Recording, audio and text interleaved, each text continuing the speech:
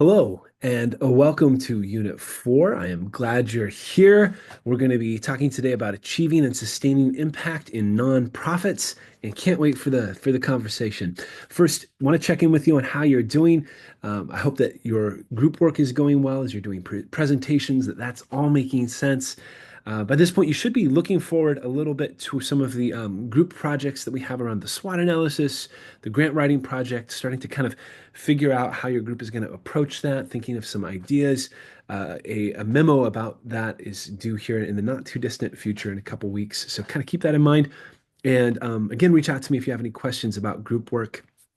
But I hope that's going well by this point in the semester, that you're kind of figuring out how you work well as a group. Today, you've got readings, the Crutchfield and Grant chapters 8 through 10, the Bray chapters 4 through 5, and then for graduate students, Powell and Bromley 3.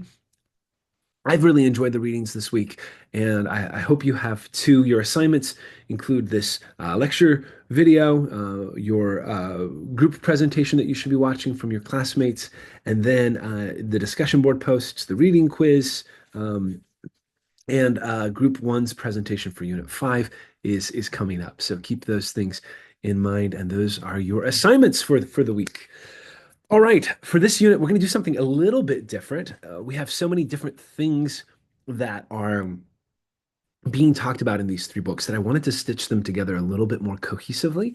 And so I'm going to be operating from a presentation, which I haven't done before in this semester. And the reason is I want you to be able to look at these chapters from these three different texts cohesively and be able to start making connections between them. So I'm hoping that this PowerPoint will kind of spark your mind as you're doing that. And I'm not covering all the chapters in detail. I'm leaving some of that for the chapter that the group who's presenting this week wants to focus in on. But what I'm trying to do, the point of this is to get your mind thinking about connections between these different chapters and to be thinking a little bit more holistically about achieving and sustaining impact in nonprofits. So without further ado, let's jump into some observations and some things that are relevant for our conversation. So first, what does impact mean in philanthropy? How do we gauge impact? There are a bunch of different ways of gauging impact across different sectors, right? I'm in a for-profit sector and I'm in a business that's selling something, often impact is measured by the bottom line. What kind of, how many products are we selling? How much are we in the black at the end of the quarter, right? Like that's the ultimate metric when you're measuring impact for-profit businesses. It really comes down to oftentimes to profitability. But for nonprofits, it's different. It really is about impact is the bottom line. How are we measuring our success in our mission work, right? That's a lot of what this question comes down to. And I find our readings helpful as we look at the definition that emerges out of them for impact. And it's this idea of sustainable systemic change beyond just short-term outputs. It's about looking over the long term and seeing the kind of systemic change that a nonprofit can accomplish. And it should be sustainable and it should go beyond just short-term fixes. It should be something that helps society and that contributes something. That's what these 12 nonprofit organizations that are examined by Crutchfield and Grant, that's what they do really well. And this kind of definition for impact requires collaboration, right, across sectors. It requires adaptability. It requires strategic sort of stewardship. These are themes that have emerged in the Crutchfield and Grant book, especially throughout our readings. And I appreciate these three kind of catchwords. It has to do with mission, collaboration, and sustainability. Mission, collaboration, and sustainability. So how much fidelity does an organization have to their mission? Are they doing activities where everything traces back to the ultimate mission of the organization? And you can measure that, right?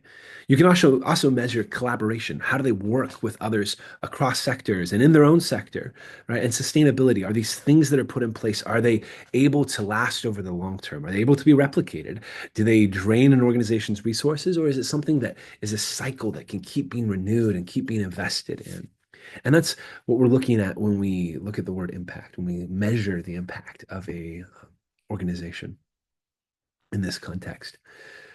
So, what are some of the core elements of sustainability? We're trying to create these impactful, sustainable organizations, achieving impact over the long term.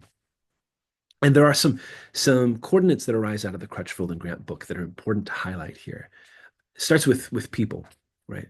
And this is mission-driven talent, people who are animated by the vision of the organization, and it's trying to when you're looking for these people, you're trying to connect them to the mission, right? You're using the mission as a selling point, because those are the kinds of people you want to be in your organization, are the ones who are passionate about that mission. And then the other thing you're offering to attract the kind of people you want is competitive compensation. Nonprofits are famous for paying poorly. And for those of you who work in the nonprofit sector or have worked in the nonprofit sector, you probably know this. It's not great. From salary to benefits, it can be challenging. But nonprofits that have real measurable impact and that are sustainable, they know how to treat their employees. The organization I work for now is a nonprofit in the educational space, and they pay pretty well. Their salary is right at or under kind of industry standards. It's probably right at when you look at other comparable nonprofits. But when you're looking at like the for-profit world, definitely comparable roles are paying 30% more or plus. But what they really sets them apart, the organization I work for right now, is that they have a great benefits package, right? Their healthcare is superb. They do a great matching for retirement. I think it's like 10%, and not even matching. It's like right off the top, they give that to you. And some other perks that are just really about quality of life and making sure that their employees are able to flourish, right? And they're helping take care of unexpected things with insurance. They're helping you save for retirement. That goes a long way to inspiring loyalty. The place I work at now, there are frequently people that I come across who work there that have worked there for 30, 40 plus years because although the pay isn't great all the time, it's enough, and they have these amazing benefits around health, um, around insurance, and tuition remission because it's a school. That's a really significant thing that keeps people there is that they can get tuition remission for themselves and for their dependents or spouses, right? So you start to see what keeps people there. And I will say about the organization that I work at now, it has a strong set of Catholic Jesuit values, and that attracts a certain kind of person there. So the organization I work at right now actually does this pretty well, where they attract people because of their mission. It's strongly articulated, and because they have competitive compensation that meets the needs of potential employees and is attractive for certain reasons. So next is this idea of infrastructure and investing in IT or systems capacity. So another important element of sustainability in an organization is to invest in information technology, invest in the systems to be able to run smoothly, especially when you're working with donors, when you're looking at sufficient office space and development staff and capacity.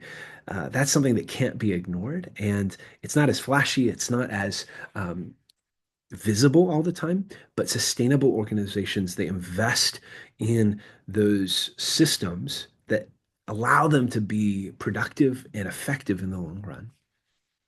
And then finally, there's capital. These organizations, when they're looking at their revenue, they are diversifying their funding streams, right? They're looking at government, donors, large scale funders, as well as individual philanthropists, as well as grassroots individual funders, right? Earned income is another important piece. We've talked about these funding streams, but that's also important here. People, infrastructure, capital, those are core elements of sustainability, right? And the Crutchfield and Grant book talks about how great nonprofits invest in talent and overhead to sustain impact. Right? They're finding um, these places where money is well spent, and they're spending it in the right places. And I think that's a really good reminder here.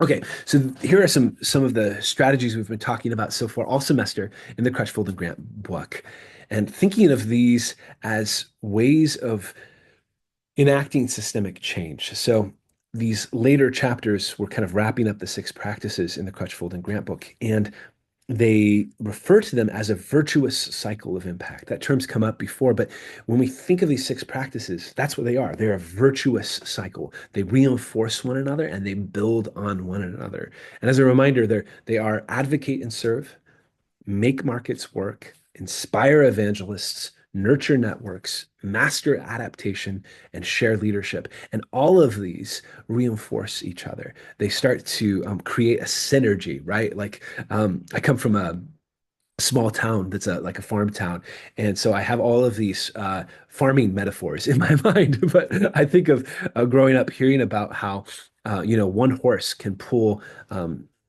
such and such a load, right? It's decent size, but when you get two horses, they pull more than twice that load that a horse can pull on its own. It's not just double, it's maybe triple or even more than that because of synergy that they create together. And I think that's part of what this virtuous cycle does is each of these elements they build on one another and they increase the impact that you can have, right? When I have markets working for me or I've nurtured networks, those things can help inspire leaders or bring people who want to be a part of the work you're doing, or they can help advance your advocacy because people see how connected you are or how effective your fundraising strategies are. All of these things feed into one another. And that's important to keep in mind as we look at these six practices we've been talking about throughout the semester. Another theme that emerges through the two general course readings that we had, so both the Crutchfield and Grant book and then the Bray book, is adaptive leadership. Sorry, I'm tripping up over that word. Adaptive leadership, leading without authority. So this idea, and I think this was the last chapter of the Crutchfield and Grant book that really touched on this idea of when you're working across sectors, you don't always have the power to just tell people what to do. You're not a CEO of a Fortune 500 company and everybody has to listen to you, which is actually an advantage. What you can do is you can be flexible in your leadership and you can lead through not direct authority, but through influence, right? And through advocating for things that are beneficial to the whole community and the whole sector, right? Um, Part of this adaptive sort of leadership styles to bridge sectors. We talked about that in earlier chapters with government, corporate, and community-based kind of sectors. That's important. And then empowering others, focusing on systemic change over just individual business growth or individual organizational growth. Another important part of this conversation that came up in these readings is this idea of crisis and how organizations handle crisis. Chapter 10 of the Crutchfield and Grant book talks about the lessons that were learned during the Great Recession by these 12 highly influential, impactful organizations. They went back and interviewed them after their original interviews and after the Great Recession to see what they had learned. And some of the things that they'd found were pretty amazing, right? They accelerated into downturns rather than pulling back. These organizations accelerated into them, and they were able to play both offense and defense. And this is really important in the middle of a recession or in the middle of a crisis, is kind of looking at the places that you're strong, maintaining them, and being aware of any threats, especially reputational threats. We may talk more about this later on, but crisis management is a really important thing here. But kind of looking at those things that might chip away at your support or trust that you have with donors, but also not just playing defense, but going out on the offensive too, understanding that, hey, there are some opportunities created by this crisis. We can lean into them and we can grow what we're doing to better meet these challenges, right? And then in the middle of all of this, staying close to donors is really important. Keeping your messaging consistent, staying in a way that you're keeping open lines of communication in the middle of crisis. That's also incredibly important. And then finally, finding opportunity in crisis. There are opportunities that show up that wouldn't have resolved, that wouldn't have emerged otherwise when you look at crisis. I think that this is especially apparent in there's a theory, and this isn't mentioned in the book. There's a theory by two scholars named Seeger and Selnow, and they have a book on narratives of crisis. And in the book, they talk about this idea of narratives of renewal. And it's this concept that when crisis happens, there's a vacuum, and people are looking for meaning. They're looking for stories to make sense of what's happened, and they're going to quickly be looking around for narratives of blame. Who do I blame for this? Um, Trying to make sense of this disaster. I'm thinking of the terrible tragedy that's happened recently in Los Angeles with the fires that are going on there. Immediately you could see in the news there were these blame narratives that started circling around the especially I think it was the mayor's office and other state officials that didn't have the adequate water resources to fight these fires, and it was just tragic. And you can see quickly that blame was being assigned, and that was kind of emerging in the public's consciousness. This other narrative that can emerge is the idea of a renewal narrative, and it comes out of the ashes of a crisis. And it often comes organically.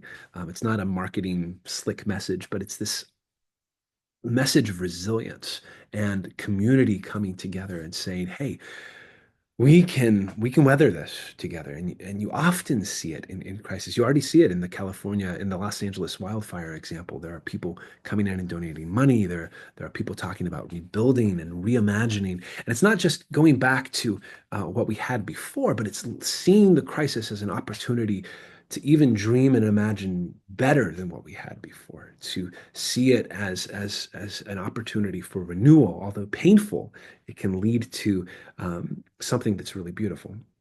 Right? Okay, next, I want to talk a little bit about this theme of building trust with donors. Excuse me.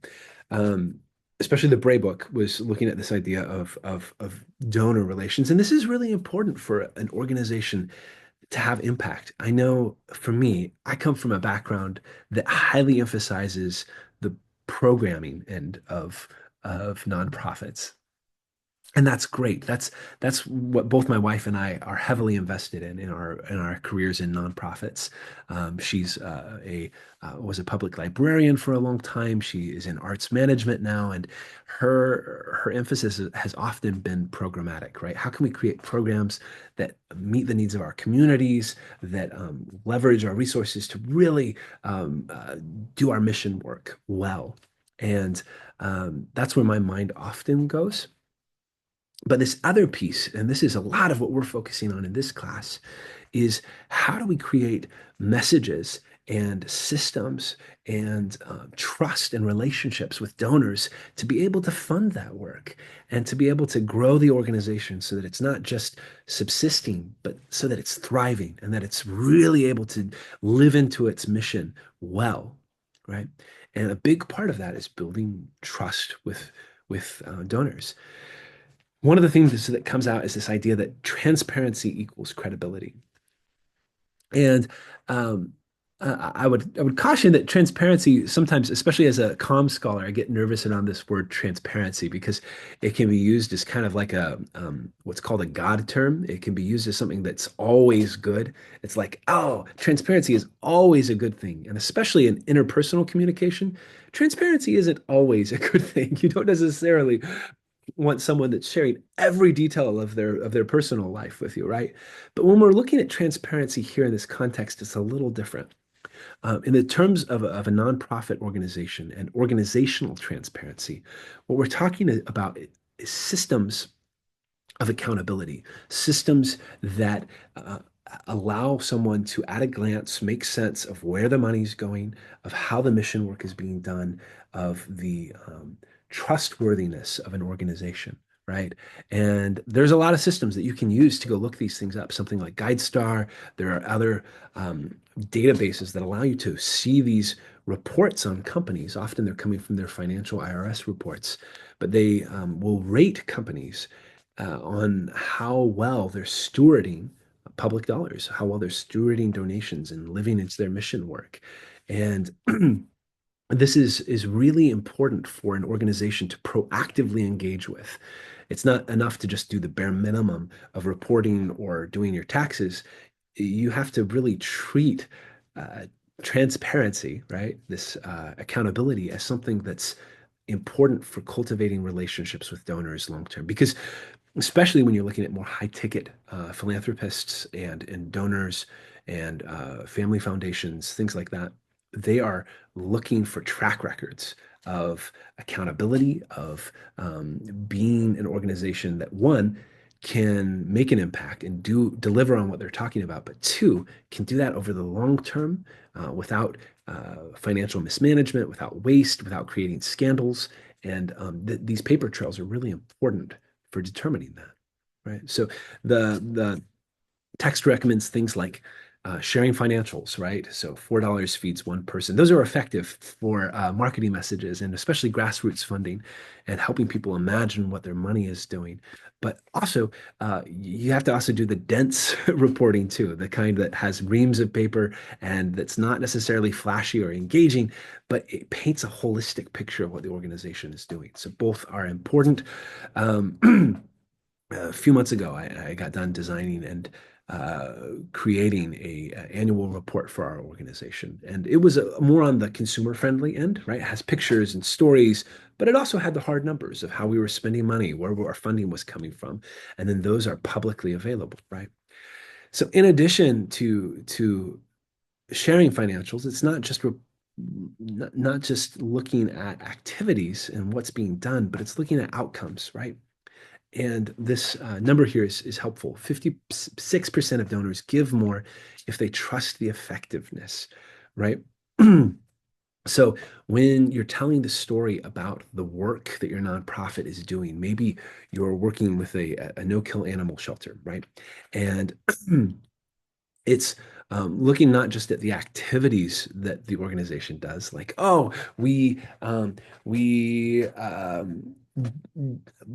did a really exciting, adoption drive the other day, and it was fun, and the whole community came out to adopt pets, and it was wonderful, right? That is exciting, and that's a great story frame. But in that story, you should also be doing things like talking about how, you know, 50 animals, a third of the animals that we house were adopted during this event, and what that means overall is that the percentage of unhoused animals in our community dropped by 5% due to this, right? Or one in 100 houses in our community have a puppy or a cat from our no-kill animal shelter. Or, there's a lot of different things that you can do to help appeal to your donor base and report outcomes, not just the activities. You can show how what they're doing makes a difference, which is inspiring as a donor. It makes you want to give. And so it's building on that. And how do you then, over the long term, not just create a relationship with donors, but retain those donors for the long haul, right? For the whole mission as you're reaching your goal and working towards that. And the Brave Book mentions some important things to keep in mind. One way of doing this, of retaining donors, is through regular updates. Email is important. Social media is important. Newsletters. It's about having these points of contact so that uh, people that are important to your donation strategy, your donors, your friends, your constituents, they don't go very long without having a touch point with what you're doing. And it's not so much that they remember these specific things, but it's that they have overall an impression of the fact that you are doing important work, that their support makes a difference, and that what you're doing is effective, right? It's this kind of constant sense that you're building in their minds, and that happens through a lot of points of contact. I've heard a statistic once, and I don't know if this is current right now, but when I was in the band concert marketing space. The statistic was that it takes 7 to 12, I think it was, points of contact with your event if you're promoting a concert before someone will take action and buy a ticket or come to your show. They've often had at least 7 to 12 points of contact with your event before they end up there, right? So that could be seeing a poster, hearing a radio ad, a friend posted something on social media about it. They got a newsletter from the band or from Spotify talking about this upcoming show in their area. You start to see the picture. It's a lot of things. It's an ecosystem. And so when we're trying to build a reputation about an organization in people's minds, it takes a lot of touch points. And I want to say something about social media here. This is so important. Especially with younger donors, but older donors as well. Social media is an incredibly important and potentially effective tool that really needs to be a part of a cohesive donor strategy. It's not enough to just do snail mail or email these days. There needs to be social interaction with social media platforms, and partly because social media has a unique ability to be able to create more than just kind of sender receiver style communication. It's not just you sending things out to people. It can be a conversation in a lot of ways through comments, through reposting, and all kinds of ways that social media can facilitate a kind of dialogic exchange with your community. Another important area here is this idea of segmenting donors by contribution or by interest. And that's really important for understanding the kinds of people that you are appealing to and that you're making messages for, right? So it's not helpful when I'm looking at development to have just this kind of solid box that you can't see into of your donors. Like you're like, oh, I have donors and they're this big blob right here. That's not very helpful as you're creating strategy. What you need to start doing is being able to segment your community and your donors so that you understand them better. And the idea of segmentation is really important in integrated marketing communication, and it's increasingly becoming powerful. But the basic idea is that segmenting allows you to understand your base, whatever group you're trying to communicate to, into smaller bite-sized chunks, so that you can then tailor the messages you send out to appeal to those specific groups of people, right? So if we did a really simple kind of segmentation of an organization and their audience, let's go back to the no-kill animal shelter. If you're segmenting their audience, you may have a group of older retired people who want companionship with their pets as they get older. They're retired. They want they might feel lonely sometimes, and they are passionate about dogs because of that, right? Or cats or whatever, a snail or a bird, whatever it is, right? You have younger people, younger families maybe that have kids that are casually just kind of interested in adopting a dog as a family animal, right? Or I say dog because we have a dog, and or you can have people who are really passionate about the fact that the shelter is a no-kill shelter, right? And they're ideologically really passionate about that and want to support it. So you're kind of segmenting it based on interest there. You could also segment based on level of donations that you've received. So you could have donors who donate at the $1 to $1,000 level, or those who donate from the $1,000 level to the $5,000 level, or from the $5,000 level to the 100,000. Right? You start to get to the picture. Or you could also segment by geographic location, or by age range, or by 100 other things. But these segments allow you to begin tailoring messages that can reach those people where they are. And as I mentioned earlier, the power of segmentation is that because of technology, AI, and other things, we're increasingly getting to this place where segmentation, and this is both good and scary, but segmentation is increasingly getting down smaller and smaller to smaller and smaller, more specific audiences. And it's already happening where segmentation is down to the granular individual person, right? You see Meta and other social media companies um, collecting information on people who use their platforms and able to tailor ads specifically to that person, right? And that's where we're headed. And the positive piece of that for nonprofits is that those kinds of tools allow for a much more granular, a much more detailed sort of interaction with your donor base. But they have to be taken advantage of, and they have to be used responsibly, those tools.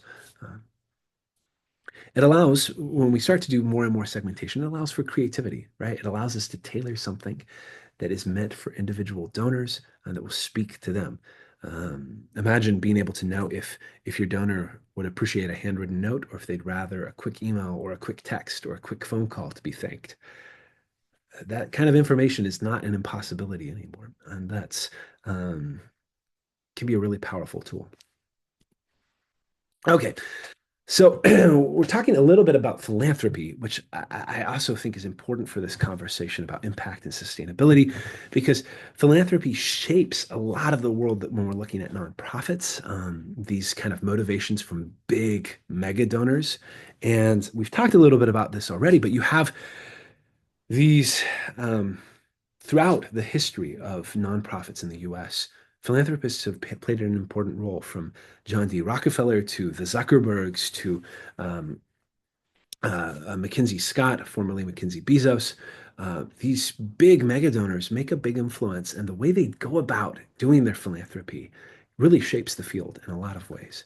Um, and as organizational leaders, it's important for us to be able to see like a philanthropist. And that was the point of the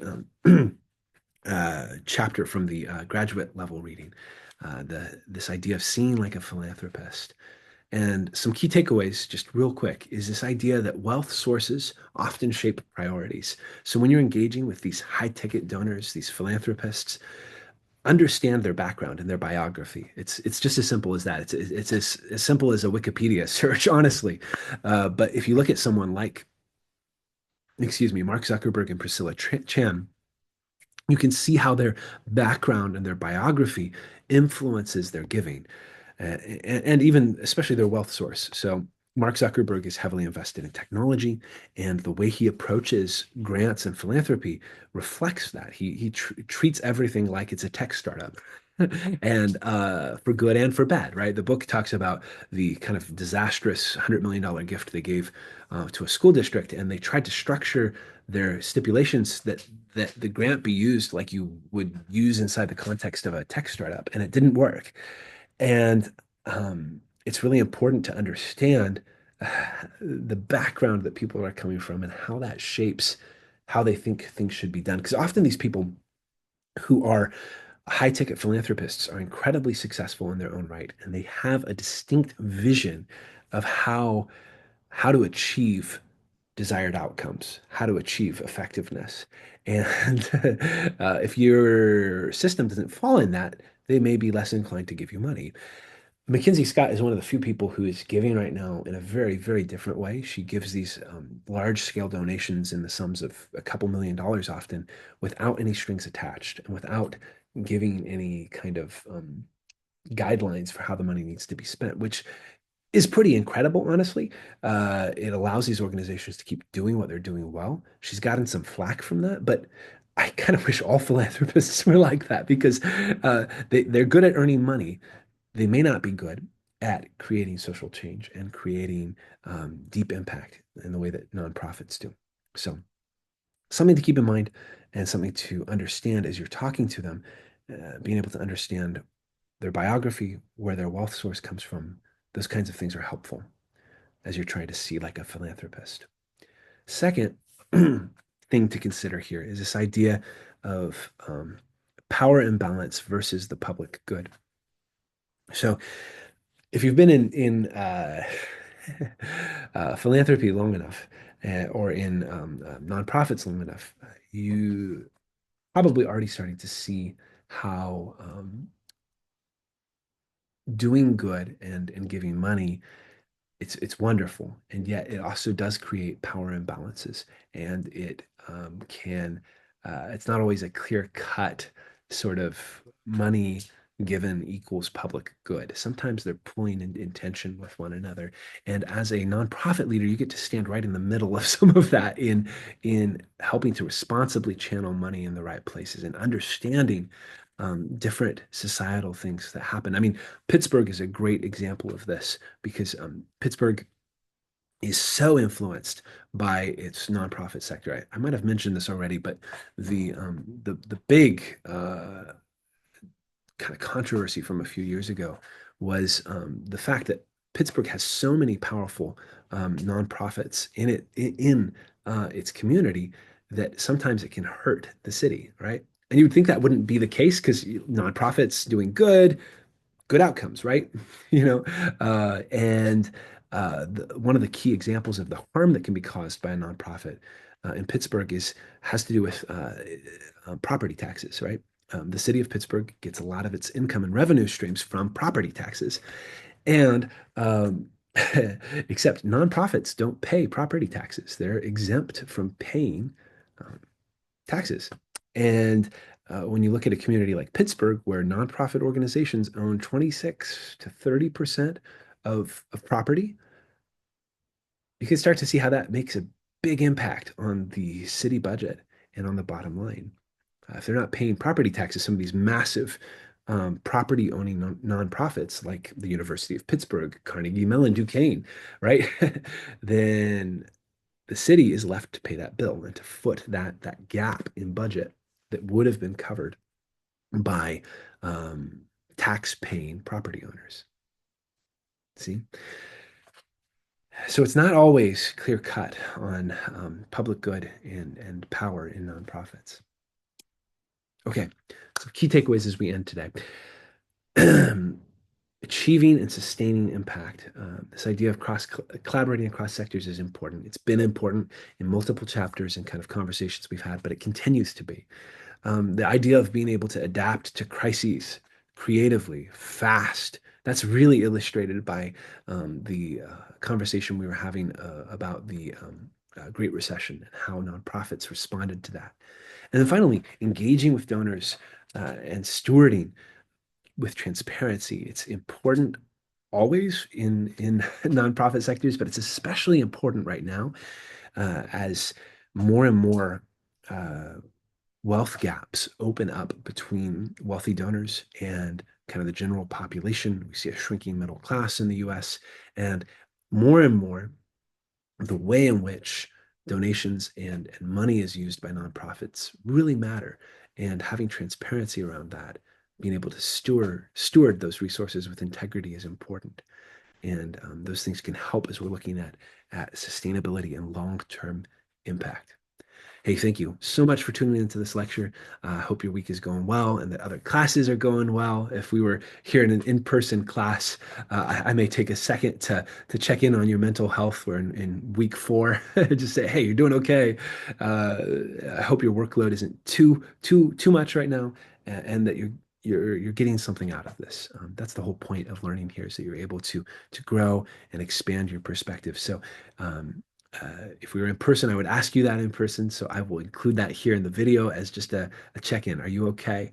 I hope you are. I hope you're doing well and that you're getting something out of this class. If you have concerns, if there's something I can help with, please just reach out. All right, take care and be well.